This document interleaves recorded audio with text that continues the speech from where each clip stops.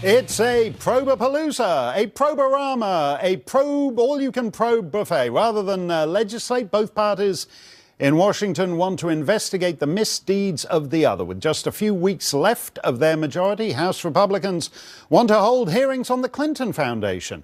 Meanwhile, Democrats now want a new investigation looking at Ivanka Trump's use of a private email to carry out government business. They want to equate Ivanka to Hillary Clinton and her private server, but the president says there's no comparison. Ivanka can handle herself. These are all in the historical records. There was no deletion whatsoever, unlike Hillary Clinton, who deleted 33,000 emails. Unlike Hillary Clinton, who had a server in the basement, Ivanka didn't. This was just early on when she came in. These calls were not classified, unlike Hillary Clinton's calls, which were classified. And it's all fake news. That was the president before his Thanksgiving break. Bryan Wright is a Democrat and former CIA officer. Bryan, we have courthouses legislating and we have legislators holding trials. Is this the best use of Congress? We've got 2 years of this, brother. I hope we're all ready. The short answer is no. Look, there is a small degree of oversight that is critical that both the Senate and the House do. So whether it's looking into the Hillary Clinton Foundation, the bill in the Hillary Clinton Foundation, all those shenanigans, let the Department of Justice wrap that up. You know, on the Ivanka side, let's make sure she didn't send any classified. But at the end of the day, you know, how many people really care about Ivanka's emails, absent classified information? Not many. In fact, I'm going to go ahead and say none. You know, I'm in northern Indiana, and I can guarantee you that the people in Fort Wayne, places like Huntington, aren't concerned with Ivanka's emails. It's just not the right way to govern because they're not interested in all that silliness. What do they want? They want Congress to focus on the stuff that they're supposed to focus on. Jobs, health care. Those are the things that America cares about.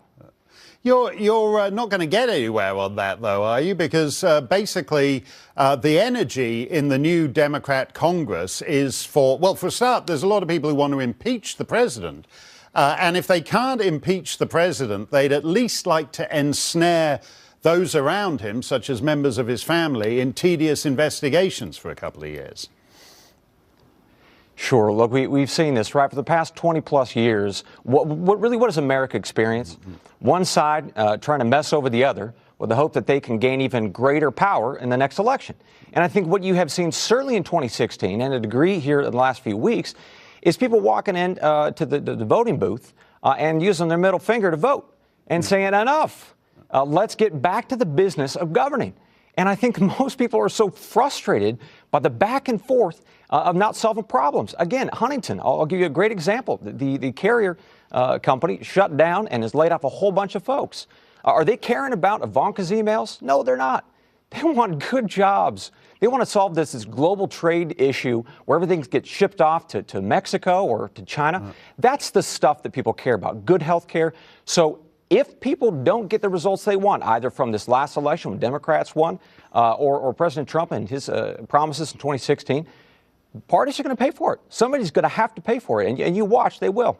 Is there a serious structural problem here in that the Democrats particularly, but you can make points about both sides on this. In effect, the criminalization of politics, so that if you have a particular approach to immigration or health care or whatever it is, it's not just that you have a public policy difference, it's that in some sense you're a criminal and you have to be investigated. Right. Well, when you see the other side as evil, that's when you start getting this investigative junk.